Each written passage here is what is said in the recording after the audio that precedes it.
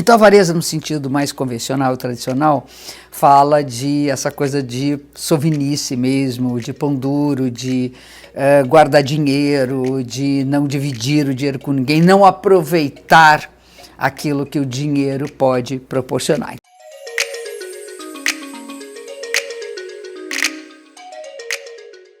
Olá a todos, olá a todas, sejam bem-vindos, sejam bem-vindas ao nosso canal Astrologia Luz e Sombra.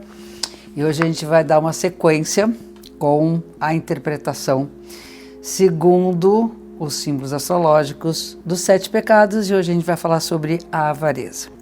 Nos vídeos anteriores já falei dos 6 outros pecados e hoje nós vamos falar do último a ser analisado aqui. E vocês vão entender um pouquinho a relação entre esses 7 conceitos, inclusive bem antigos, e nós vamos trazer para o mundo contemporâneo, sobre os 7 pecados ligados aos 7 planetas astrológicos. E hoje a gente vai relacionar o pecado da avareza com o planeta Saturno. Mas antes de qualquer coisa, para quem não me conhece, eu vou me apresentar. Eu sou a Cláudia Lisboa, sou astróloga e trabalho há mais de 40 anos, estudo há mais de 40 anos astrologia. Estudei com Dona Emma Costet de Macheville, uma grande mulher, uma grande astróloga profissional e que nos formou e que deixou muitos filhotes pelo caminho. E eu sinto que eu tenho como uma missão mesmo, dar mais filhotes a esse saber, então passar cada vez mais o conhecimento.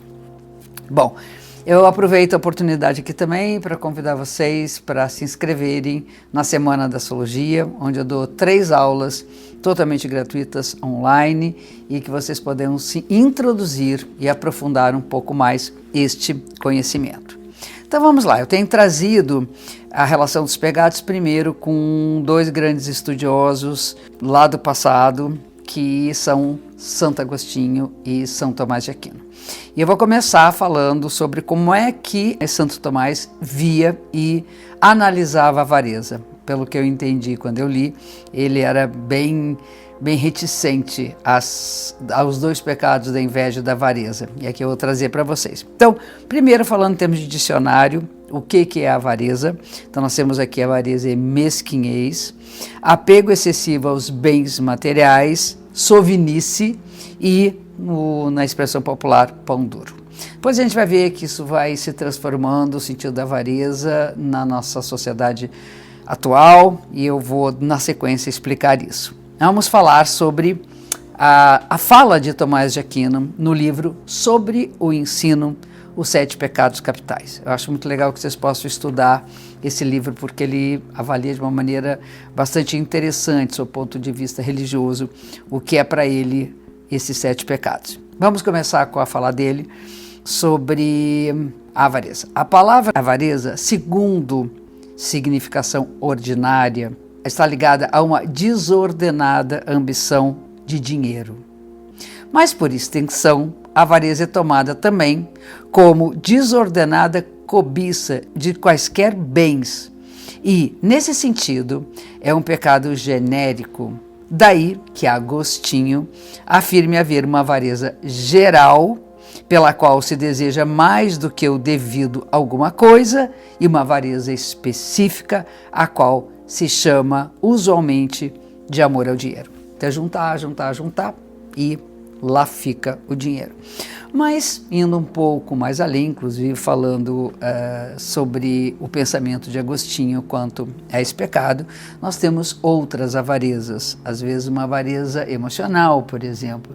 Uma economia onde a gente não usufrui o prazer de um sentimento, o prazer de uma companhia. Então nós podemos ser avaros também em relação a outros bens. E aí vem, depois eu vou falar sobre as frases, mas vem o que é típico do pensamento de Agostinho em relação aos pecados, que ele fala que o pecado é pecado capital, é pecado primeiro, porque ele é gerador, ele é produtor de outros males, de outros pecados. E aqui ele fala de filhos, as filhas da inveja, as filhas da avareza, as filhas da soberba, enfim. Vamos ver o que ele fala, quais são as filhas da avareza. E hoje a gente relaciona, obviamente que adaptado à nossa vida cotidiana. O que é avareza? Dureza de coração. Uma das filhas da avareza. Excesso de apego ao que se tem, o ser humano que se opõe à misericórdia. Porque, evidentemente, o avaro endurece seu coração e não se vale dos seus bens para socorrer misericordiamente alguém. Então ele fala que a avareza gera uma dureza do coração, porque nós não ajudamos, não dividimos, não compartilhamos aquilo que nós temos com as demais pessoas, porque nós queremos ter para nós. Todo pecado para ele e até para a própria filosofia é uma manifestação de egoísmo. Segunda filha da avareza, a inquietude. O excesso no afã de ajuntar para si, que impõe ao homem preocupações e cuidados excessivos. O avaro nunca se sacia de dinheiro, diz o Eclesiastes. Na medida em que a gente compulsivamente quer ter mais, quer guardar mais, a nossa alma é muito inquieta. Isso a gente vê com tanta coisa da nossa vida. Não se satisfaz com o que é necessário, com o que é bom, com o que é justo. Depois vem a violência, a terceira filha da avareza. Quando consideramos a avareza do ponto de vista da execução, da ação, ao procurar para si bens alheios, ela pode servir-se da força e dar origem à violência, e em outros casos, ao engano. Então, a ambição de querer ter mais acaba fazendo com que haja a violência para adquirir bens por meios ilícitos. E aí vem o engano. O engano pode originar a mentira, que é a quarta filha da avareza. Se o engano se verifica por simples palavras, com que se engana alguém para lucrar, é uma mentira. Estou mentindo para lucrar de alguma forma. E o perjúrio. Se as palavras enganosas são acompanhadas por um juramento, será perjúrio. Depois a fraude, a sexta filha. Se é em relação às coisas, dá-se a fraude. E por último a traição. Se é em relação às pessoas, a traição. Sobre as frases da avareza.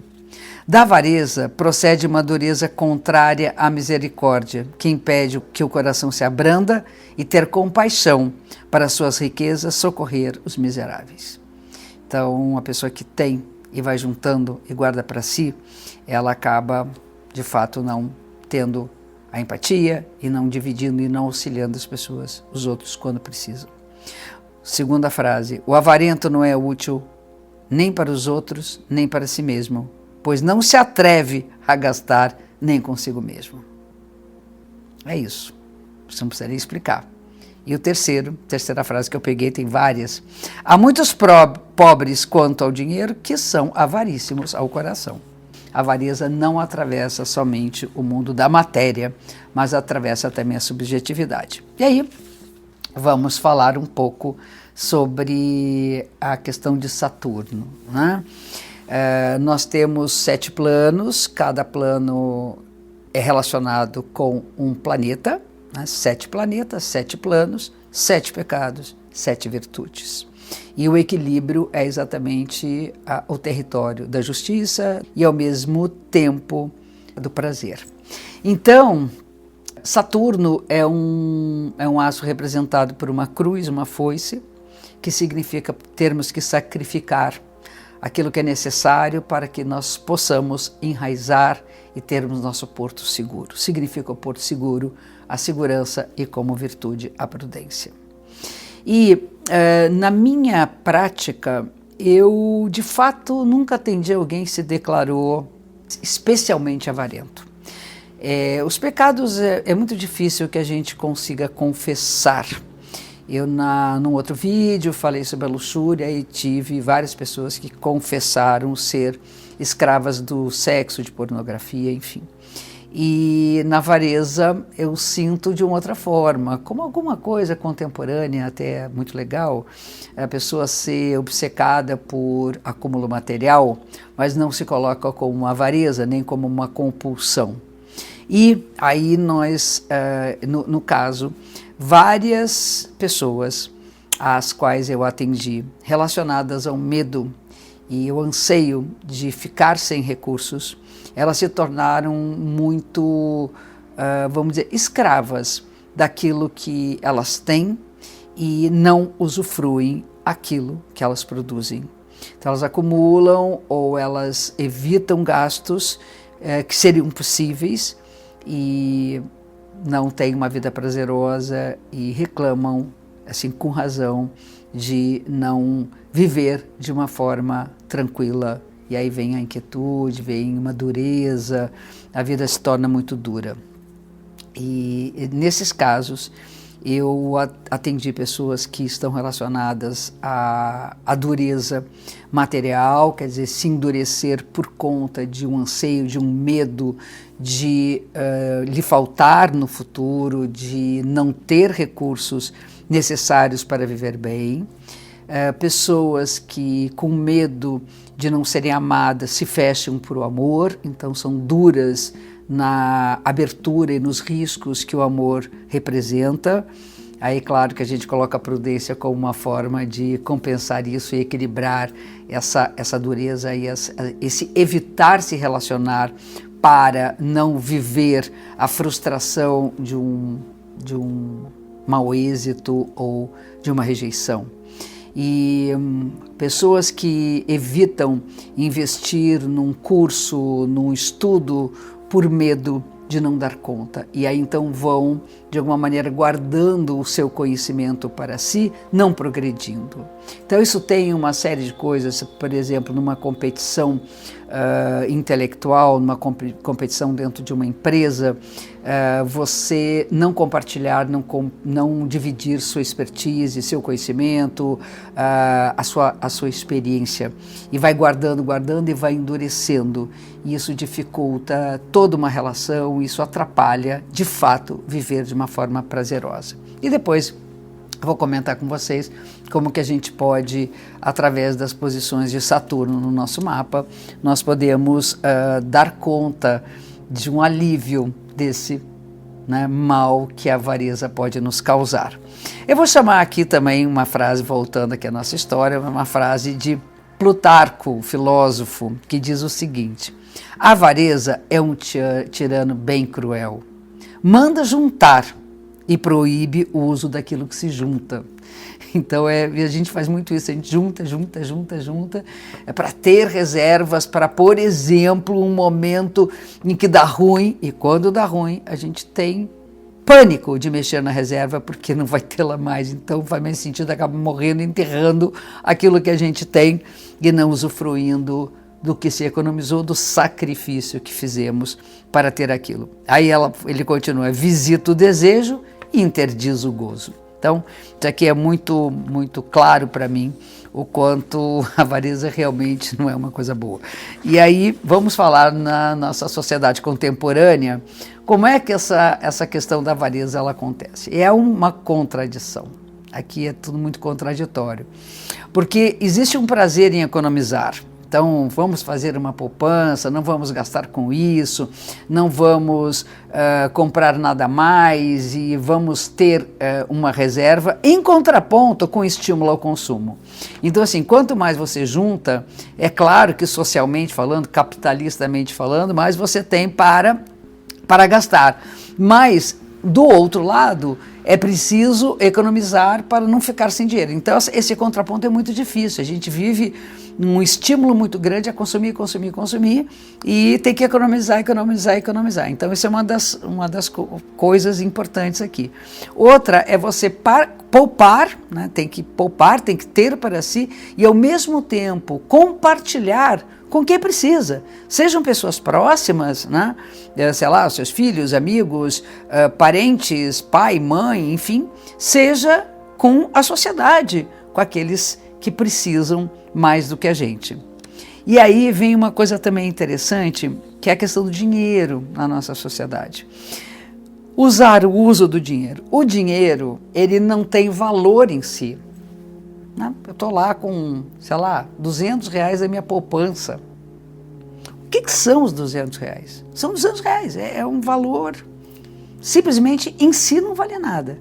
O valor do dinheiro, o valor de investimentos que a gente faça, de economias que nós tenhamos, de trabalho que a gente faz a mais para poder ter um pouco mais, é que isso vai se transformar em adquirir bens maiores, como, por exemplo, estudar, entrar numa universidade, fazer uma viagem, ir ao cinema, enfim, né?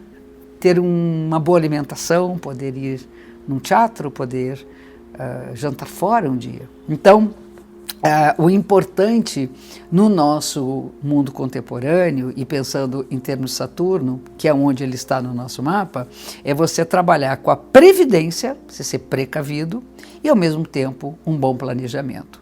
Então, se eu planejo e eu sou precavido, eu tenho condições de correr os riscos, eu tenho condições de gastar um pouco mais, eu tenho condições de me proporcionar melhores, vamos dizer, prazeres e proporcionar ajuda a quem precisa. Então, a virtude correspondente ao pecado da avareza é a prudência. E aí eu vou voltar, como sempre, que eu tenho falado, ao que André Comte-Sponville fala no seu livro O Pequeno Tratado das Grandes Virtudes, que eu sempre sugiro que vocês leiam, é o seguinte: o homem prudente é atento, não apenas ao que acontece, mas ao que pode acontecer. Isso tem muito a ver com o lugar onde está Saturno. O signo, a casa, as conexões que ele faz. É atento e presta atenção. Prudentia, observa Cícero, vem de providere, que significa prever, assim como prover. Virtude de duração, do futuro incerto, do momento favorável, virtude da paciência e da antecipação.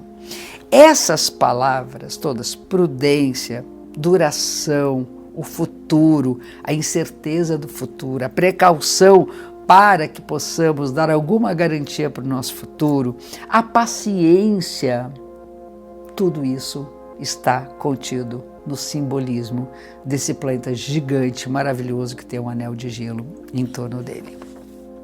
E vamos um pouquinho mais, falando de Epicuro, na Carta sobre a Felicidade. É a coisa mais linda, essa carta de Epicuro, para mim é uma lição de vida, né? Vocês deveriam ler, é uma coisa pequenininha, facílimo de ler, mas profundo. Então vamos lá. Consideramos ainda a autossuficiência um grande bem. Não que devamos nos satisfazer com pouco, mas para nos contentarmos com este pouco, caso não tenhamos o muito, honestamente convencidos de que desfrutam melhor a abundância os que menos dependem dela. Tudo que é natural é fácil de conseguir, difícil é tudo que é inútil. O que ele está querendo dizer é que é importante que a gente saiba se contentar com pouco, menos é mais. Assim, nós poderemos, nos momentos difíceis, nos sentirmos melhores e mais felizes. Se a gente está o tempo todo acostumado e na expectativa da grande abundância, no momento que falta, e sempre vai faltar em algum momento, nós vamos sofrer desnecessariamente. Isso tem muito a ver com Saturno. Sacrificar o desnecessário para se enraizar naquilo que é preciso, que é fundamental. E a outra fase dele, que é muito legal: os alimentos mais simples proporcionam o mesmo prazer que as iguarias mais requintadas, desde que se remova a dor provocada pela falta. Pão e água produzem o prazer mais profundo quando ingeridos por quem deles necessita. E a gente, muitas vezes na vida, vai precisar ingerir pão e água e sentir que isso é o muito bom, é o máximo nesse momento. De todas as coisas, a prudência é o princípio e o supremo bem, razão pela qual ela é mais preciosa do que a própria filosofia.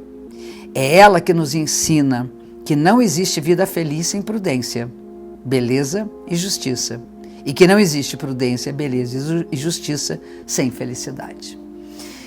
Então, vamos pensar nas posições de Saturno. Quando eu falo de posições, é o signo onde ele está, a casa astrológica onde ele se encontra, que é o meio que o astrólogo tem para entender em que esfera nós nos preocupamos mais. Onde está Saturno, nós temos maiores preocupações.